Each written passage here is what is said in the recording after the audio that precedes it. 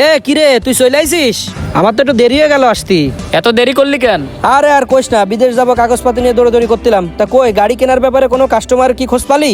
আরে অনেকের সাথেই কথা কইছি, তোর গাড়ির ছবিও দেখাইছি, কিন্তু তোর এই গাড়ি 2 লাখেও কেউ নিতে চাচ্ছে না। কি করছিস? 2,30,40,000 বিক্রি করতেছিলাম গাড়িটা, 2 লাখেও কেউ নিতে চাচ্ছে না। আরে ভাই বিদেশ যাবো, ইমার্জেন্সি টাকা লাগবে, দালাল ফোন দিয়ে বারবার টাকা চাচ্ছে, তাই গাড়িটা বেচতে চাচ্ছি। তা এখন কি করবো তালি? শোন, তোর যেহেতু ইমার্জেন্সি টাকা দরকার, তাহলে তুই এক কাজ কর, আমার গাড়িটা বেচতে চাইলাম 1,40,000 দাম কইলো, তাইলে তারে আমার গাড়িটা দিয়ে দি। গাড়ি বেচে 1,40,000 তোরে দিবানি, তোর গাড়িটা আমার কাছে বেচ। এ কি করছিস? তোর মাথা ঠিক আছে? তুই মনোটন বেচবি 1,40,000, আবার এসএফ কিনতে চাচ্ছিস 1,40,000? এসএফ এর দাম কি এত কম নাকি? শোন, তুই আমার বন্ধু মানুষ, তুই 1,80,000 দিস, আমার যেহেতু ইমার্জেন্সি টাকা লাগবে গাড়িটা তোরে দিয়ে দিচ্ছি। না, 1,80,000 অত আমি দিতে পারবো না রে, তোরে 1,50,000 দিচ্ছি, গাড়িটা আমার দিয়ে দে। তাহলে কালকের ভিতর দিতে পারবি টাকা? কালকেই দিবানি। আচ্ছা ঠিক আছে, কালকেই গাড়ি তোরে দিয়ে দিবানি, টাকা পয়সা ঠিক মতো সব নিয়ে আসিস। আর শোন, আরেকটা কথা, একবারে স্ট্যাম্পে লিখে নাম পরিবর্তন করে দিস, যাতে কোনো ঝামেলা না হয়। আচ্ছা ঠিক আছে, দিবানি, তুই টাকা নিয়ে আসিস।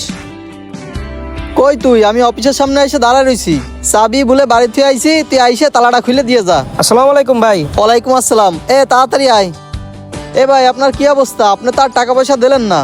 এই দেন, এই যে আপনার কাগজপত্র নিয়েই ঘুরতেছি, আপনি বাকি টাকা দিলে আপনার ফ্লাইট কনফার্ম হয়ে যাবে। ভাই টাকা পয়সা ম্যানেজ করতে একটু ঝামেলা হচ্ছিল তো, তাই দিতে পারতেছিলাম না।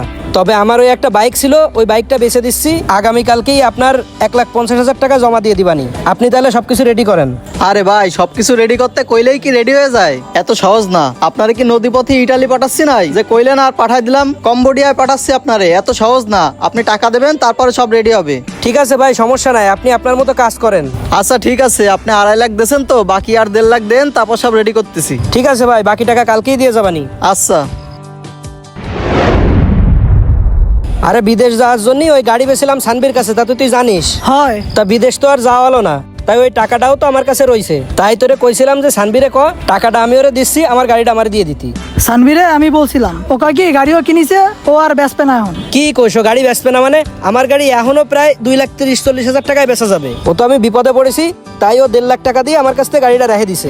এখনো গাড়ি বেচবে না, এ কোন ধরনের কথা? আর আমি কতবার ফোন দিচ্ছি, আমার ফোনও তো ধরতেছে না।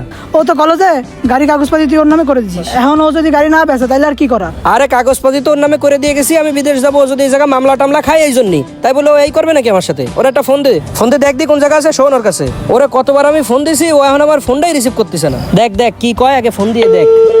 ধরে না কেন? হ্যালো, কই তুই? এই তো ঘাটে বটগাছ তলায়। আচ্ছা ঠিক আছে, ওই জায়গা থাক, আমি আসতেছি, কথা আছে। কি কয়? কোন জায়গায় ও? বটগাছ তলায় আছে, চল। আচ্ছা চল যাই দিই, সামনাসামনি শুনি। আমার ফোন কেন ধরে না?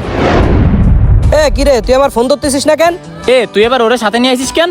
আমারে কেন নিয়ে এসে এটা তো পরের কথা, তোরে এতবার ফোন দিচ্ছি, তুই ফোন ধরিস না কেন? ফোন কি জন্য ধরবো? তুই তো ইস্টামে শৈশক্কর করে গাড়ি বিক্রি করছিস, এখন আবার গাড়ি ফেরত চাস কেন? গাড়ি তো আমি টাকা দিয়ে কিনে নিছি, ফোকনই নাই, গাড়ি এখন ফেরত দেবো কি জন্য?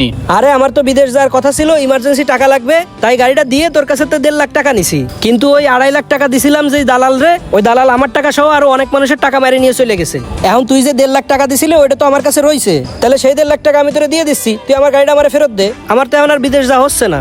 তোর বিদেশ যা হোক আর না হোক সেটা তো আর আমি দেখবো না, টাকা দিয়ে আমি গাড়ি নিছি, ইস্টামে তুই লিখে দিছিস, আমি নামও এবিট ডেবিট করে নিছি, এখন এই গাড়ি আমার, গাড়ি আমি দেবো না। আরে তুই আমার বন্ধু, এই জন্যই মাত্র 1.5 লাখ টাকা নিয়ে আমি গাড়িটা তোর কাছে রাখছি, আর কাগজপাতি সই করে নাম পরিবর্তন করে দিছি, যাতে ভবিষ্যতে তুই কোনো মামলা না খাইস। আর তুই এই সুযোগে আমার সাথে বিশ্বাসঘাতকতা করলি, কাজটা ঠিক করলি না। এই জন্যই কাছের মানুষকে কোনো সময় বিশ্বাস করতে হয় না, আর কারোর সাথে এগুলো করিস না। চল আয়, ও গাড়ি নিয়ে ভালো থাকুক। কিছু কিছু আপন মানুষ আছে যারা আপন হয়েও বিশ্বাসঘাতকতা করে, তাই কাউকে অন্ধবিশ্বাস করা কখনোই উচিত নয়।